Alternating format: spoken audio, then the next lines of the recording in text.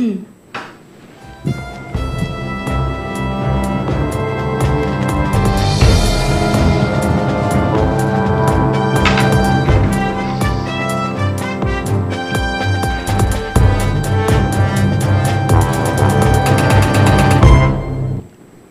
morning, Vanderbilt! Oh! And welcome to the final episode of the 2013-2014 season of Morning View. I'm Sam Malik. And I'm Carly Schwartz. And this is our last show ever. So scary. It's so surreal. I know. We've been doing this for 4 years. We are in sync today. Yes. We are just... It's, I mean... Four years of hosting a show together, and I guess you just get really in sync, and then... Yeah. And then it's done. Done. It goes by, snap of a finger. It's life. We talk about it all the time, but like, I think we should go through... Well, I remember the year before we started was when they were in like that really small closet. Right. And we got lucky enough to be in like the nice studio, but... lucky enough to come at 7:30 a.m. with Kirkman being like, you guys are 2 minutes late, we gotta get on air. It was always like everyone was here half an hour early, like literally get on air exactly at 8 a.m. Right, it's a much more casual show nowadays. Definitely. But it's crazy. I will never forget, like, come January or February, like lack of sleep was at max, you know? Second semester, I was like, I gotta work. I like finally was realizing like Vanderbilt students like work. I mean, I realized that right away, but like it got more intense. I stopped sleeping for all my classes, and I'd be making that trek in like freezing cold because it was bad winter. We'd walk from Commons to Surratt. And we'd walk from Commons to Surratt at like 30 degrees. I'd be crying. I'd be like half asleep, like trying to like eat a cereal as I walked here. Oh, it was a disaster, Vanderbilt. But look how far we've come. Later on, so you guys can watch us and not have to wake up brutally early, because let's be real, no one woke up that early to watch us. But now you guys do. But yeah, it's been a long, crazy journey. It has. And yeah, we're going to graduate. It's over. So, and we're going to be moving on. We're going to be real people. But for recap. Yes. Go through, you were with Francesca freshman year. Right, so I hosted with Francesca Amaker all of freshman year. Right. And then sophomore year, I was with Francesca first semester, and then we brought Carly Vaughn in to replace her when Francesca stepped away from the show. And I produced that whole year. Then I took a year off of hosting to focus on the producing side of things because I was too busy. Right. Came back, and we've hosted together all year, right? Yes, we have been together all year. Crazy. And you were with John Rice I was John the whole time until I'm with you now. For 2.5 years, then you went abroad. And then I came back with Sam. Yeah. Wow, it's crazy. I was trying, because I remember I think it was sophomore year, we got to do 3 days a week. That was a big deal. Right. 3 mornings. Amped it up, because we had, it was that freshman year. We had Kirkman come back on the air, and Lauren Jansen, who had been abroad. Right. They brought us in to replace Kirkman and Lauren. It was freshman year. And then Lauren wanted to come back, and Kirkman kind of missed it, so. Can't get away from VTV. Yep. Just, it's too great. It really is. Which makes me sad. It's going to be the most sentimental episode. I just can't say anything of value or importance right now because I'm just like, I can't believe it's over. Do you have like all of those like senior send-off moment things coming up? I do. I've had some of them already. And they're really sad. I literally got a card in my mailbox yesterday. A card, like not anything crazy, like literally one little card with like 3 little notes from each of my family members in my sorority. Aww. I picked it up on my way to brunch. My parents were in town, and they were like, I was quiet, obviously like 5 minutes, and they're like, Carly? And they're like, and I was like, yeah, they're like, we knew you'd start crying. We shouldn't have picked up the dumb letter before breakfast. And I was like, it's so sad. And it was like very small writing. It's not like they went on for pages or anything, you know, but it's just that realization that like we won't be here next year. Right. It's really sad. Do you have a lot of senior send-offs coming up? I've had a few. I've got a couple more. Yeah. And then that's it. And then it's over. Lots of tears. Did you see the Vanderbilt University Theater production this weekend? Oh, you were in it. That's right. That's why you were in the second part. For the first part. Yes, I cried. I did cry. Did you? It was like a series of, yeah, I did. That's right. Sam's a big girl. Okay, fine. Yeah, I have emotions. Deal with it, Vanderbilt. But the first part of this production was sad. about college. It was like about the college experience, and it takes you through, you're a freshman, and you're eating these terrible eggs at Rand, and you're going to these classes, and you have no idea who you are, and then you're a sophomore, and you're confused, and you're a junior, and then you think you have it figured out, but then you realize that you don't because graduation is coming, and then you're a senior, and you're really, really sad. It was very well done and very touching. Everything was very, very real. That final scene, okay, you guys didn't see the show, so it's not going to be anything to you, but I thought this guy was going to propose to this girl. They'd been together for the entire script. Mm-hmm. And that was it. They just left it. Bye. After 4 years, bye. I thought that he was going to propose to her. I knew it was coming. I knew it didn't have a happy ending. And then it was graduation, and it made me so sad. Yeah. It was just the end. No happy ending, no fairy tale. But we're going to have fairy tales, Vanderbilt. Sam and I are going to live happily ever after as he goes and does his stuff for Dell and I go home and enjoy all the opportunities in Los Angeles. Yes, that's exactly that'll be nice. Right. But anyway, there's lots going on there. Yes, so outside of our little sad lament for our end of our college career, in Vanderbilt news, the Vanderbilt Student Government, Campus Dining, and the Office of the Provost have teamed up to co-sponsor a new program allowing students to take their professors to lunch on campus for free, according to VSG Vice President Lucy Calderon. To participate in Feast, students propose getting lunch to a professor, apply for vouchers on AnchorLink, and then pick up the vouchers from their mailboxes. After being signed by the professor, the vouchers can be presented at any sit-down campus dining location, not including Munchie Marts, for a free meal for the student and the professor. Students are limited to 2 Feast lunches per semester. Calderon said conversations about the program began in November, and the program was officially launched about a month ago. However, the program has had somewhat of a slow start, with 19 student participants as of April 10th. Still, Calderon said that the program has received positive feedback and is aiming to increase publicity, both among the student body as well as among the dining workers who have to accept the vouchers. And a viral solidarity movement swept through campus on Friday in response to a collegiate ACB thread containing posts that crudely disparaged the character and truthfulness of an alleged student rape victim. The thread, titled "The Girl That Ratted," was brought to the community's attention following an opinion column published in Wednesday's issue of The Hustler, which argued that the posts were an example of rape culture at Vanderbilt. Sophomore Julia Ordog circulated a letter around campus on Friday morning calling for students to change their Facebook profile pictures to an image which reads, "I am the girl that ratted," or just "I ratted," as a sign of support for both the alleged victim and for all women's right to report instances of sexual violence. As the letter made its way through various listservs during the day, hundreds of students changed their profile pictures.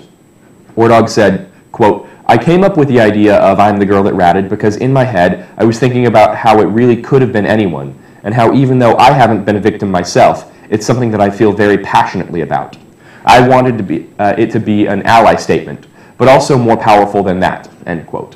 Ordog says that she is surprised by the amount of personal feedback, which she says has been strictly positive, that she has received about the grassroots campaign so far. And Vanderbilt head football coach Derek Mason delivered the university's inaugural last lecture on April 18th in Surratt Cinema. For the Vanderbilt series, speakers are invited to answer the question, if this were your last time to address a group of students, what would you say to them? Mason's talk was titled Building Your Ultimate Team, and discussed the importance of developing a support group, or ultimate team, of family and friends in order to live a fulfilling life. Although the subject matter was serious, Mason kept the mostly student audience entertained with jokes and moments of audience participation throughout the evening. And for more information on these and other stories, check out InsideVandy.com or pick up your latest edition of The Hustler.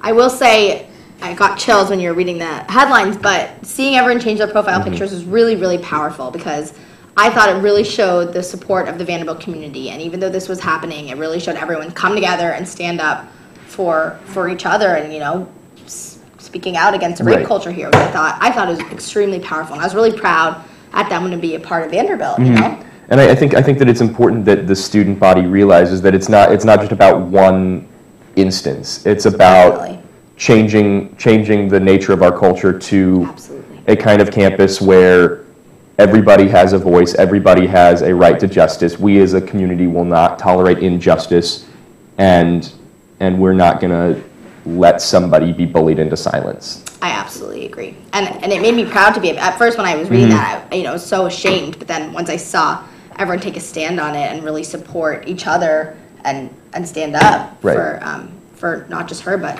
for, anyone who has struggled with being a victim of sexual assault, it made me like proud of the Vanderbilt community, Absolutely. As long as we continue to make it a better place. But anyway, on a lighter note, I giggled a little when they talked about the Munchie Mart, because who's going to take the professor to Munchie Mart? Like, hey, professor, let's go get lunch. Get up for real, like milkshake machine with Professor Buckles or whoever. Oh my gosh, could you imagine? Like milkshake, like some candy. Like, what would they do? I don't know. Yeah. Like rotiki. Yeah. I guess rotiki would work. Yeah, but it is a cool idea that you get especially, we're at an age where we kind of need to know professors a little bit better, because ultimately we do need letters of recommendation and that kind of thing. Not that we're using them, because we do like our professors as people. There's just we live here on this campus. They don't. They just work here. So it's like, I don't know. It's easy for there to be like a disconnect. Mm-hmm. Absolutely, which I think is also great to talk to professors outside of class, because there's so many things. I don't know. I love going to professors. I sound such a geek. That's fine. I love going to professors' office hours, because I love talking to them and hearing about their experiences, because they want to talk to you. They want to get to know their students. They want to I don't know. They know what's going on campus. You know what I mean? They're not clueless, but clearly there's definitely that disconnect that you're talking about. But you could learn so much from your teachers, and not just your teachers. You could learn a lot from everything at Vanderbilt. I particularly have learned a lot from just being on Vanderbilt Morning View. So, in light of that, Vanderbilt, I can't believe the time has come for my very last show on Morning View. Although there might be news in the entertainment industry that seems important, to be honest, nothing is as important as all the lessons I've learned from being on air. Through my past 4 years being part of Morning View team, I've seen a great deal of it and experienced pretty much every circumstance, and I know I'll take valuable life lessons from everything and all the experiences I've had so far on Morning View. So, to get started, I'm going to reminisce on the 6 lessons that I've learned from being part of the show these past 4 years, as I impart the little wisdom that I have left on wisdom I have from my past experience on Morning View. And you'll learn this lesson 1 being a teleprompter is hard to read. Lesson 2 is go with the flow, but you just wait, okay? Right. Lesson number 1, nothing is as noticeable if you just let it go. This lesson I learned from day 1 from hosting On Air with John. For all of you viewers, you might have known the things that John threw my way. Whether it was an offensive joke or an innuendo, John always made sure to keep me on my toes. But as I cautiously bantered on air with him, I soon learned that if I just let it go and moved on with the conversation, no harm had been done. So, moving on to the real world, I know if anything goes awry, just pretend it didn't happen and move on. Everyone else will as well, just as if you can't read the teleprompter. Lesson number 2, always be on your feet. As I just explained how I spent each morning waiting to see what curveball was thrown my way from John, I learned how to always think on my feet and get ready to talk about anything at any time. Being in a non-college setting, it is crucial to be ready for anything, so thank you for that, John. I can safely say I am. Lesson number 3, learn how to laugh at yourself. Vanderbilt can be tough with all the schoolwork, lack of sleep, and balance of social life, but one thing I never forgot was how to laugh at myself. Whether my lack of sleep caused me to believe John's acronym for PETA, no matter how delirious and embarrassed I was, I learned that just to laugh it off. So Vanderbilt, remember that. Never take yourself too seriously. Whether you can't read the teleprompter or speak everything wrong, just laugh it off. Lesson number 4, always meet new people. Graduation is not only a scary time because we are moving on with our lives, but we are also leaving our friends that have become family. But what I learned from VTV, especially our interviewees, is that there's so much more behind every person you don't actually know. I never knew some of the people that came in to do interviews were involved with certain clubs and organizations, but once we got to talk to them, it was incredible to hear about all that they do. So Vanderbilt, don't be afraid to step outside your bubble and meet some new people. I know I'll be doing a lot of that in the next month. And lesson number 5, appreciate every moment. As time on air seems to fly by, it is easy to just talk away. But also being on air has taught me to enjoy every moment that we are live, because before you know it, it will be the end of the year and another year of episodes are behind us. So Vanderbilt, enjoy every minute you have.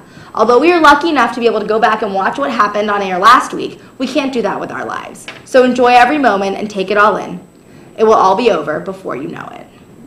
So Vanderbilt, thank you for the best 4 years and growing with me. Not only has it been great to give you updates every week, but I couldn't have survived these years without the laughs in the studio and the wonderful memories of the VTV family. Even though we got up early, every day it was worth it. As my alarm clock rings next year, I will fondly think of my freshman year self trekking over at 7:30 a.m. for an episode of Morning View and smile thinking of all the wonderful experiences that I've had. So thank you, Vanderbilt, for making my dreams come true. Oh. Sad. I'm so sad.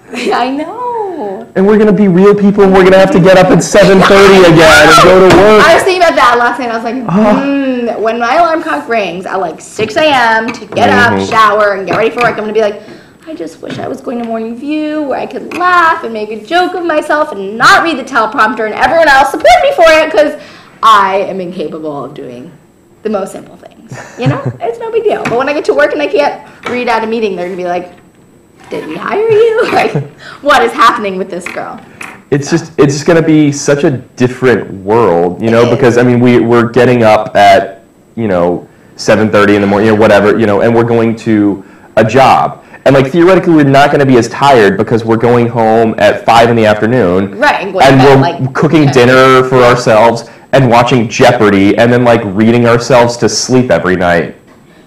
Like, it sounds like real grandparents. I know, but that's I was talking to the guys who have my job currently, and like over the summer when we're like all working in the same office and living together, that's like what they do. That's like their life.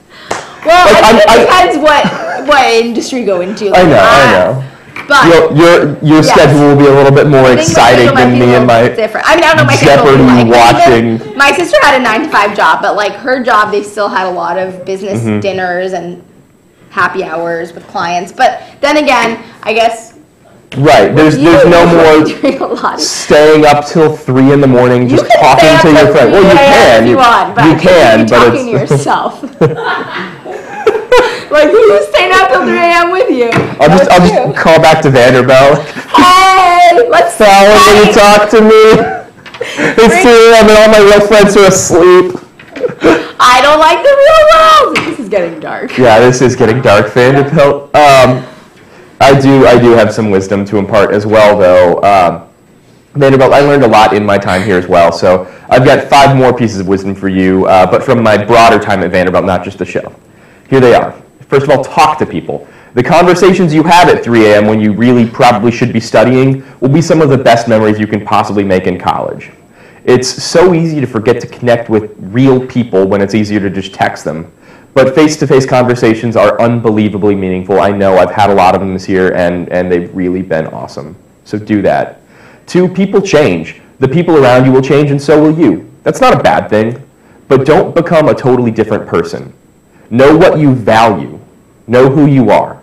Because the people who help you be the truest version of yourself are the people who you should spend your time with. So find those people, know what you value, and spend time with them. 3, make best friends. Your best friends are the people who you can call in the middle of the night and will come to your side right away if you really needed them. People need people, so you should make several best friendships if you can. And more importantly, you should be there for your friends in the same way.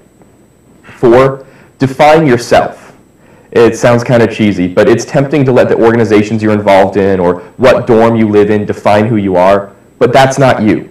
Define your organizations as much as they define you. Make an impact on this campus. You can sit back and let other people make judgments about you, or you can let everyone know that you are the person who you know you actually are. And 5, get out there every once in a while. None of these things that Carly or I have said, we didn't learn any of them in the classroom. So join a student organization. Have a beer at Flying Saucer on Monday night, even though you have class on Tuesday morning. Don't live in the classroom because those lectures aren't the memories you'll take with you for the rest of your life. So get out there and make some memories, Vanderbilt.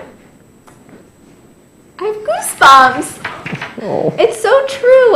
Literally, and I know it's silly because it's us. Right, right. What wisdom do we have? But it's really hard. It's weird talking to freshmen, and And I know when I was a freshman and all these seniors were telling it to me, I was like, yeah, I'll enjoy Vanderbilt. But like, seriously, at the time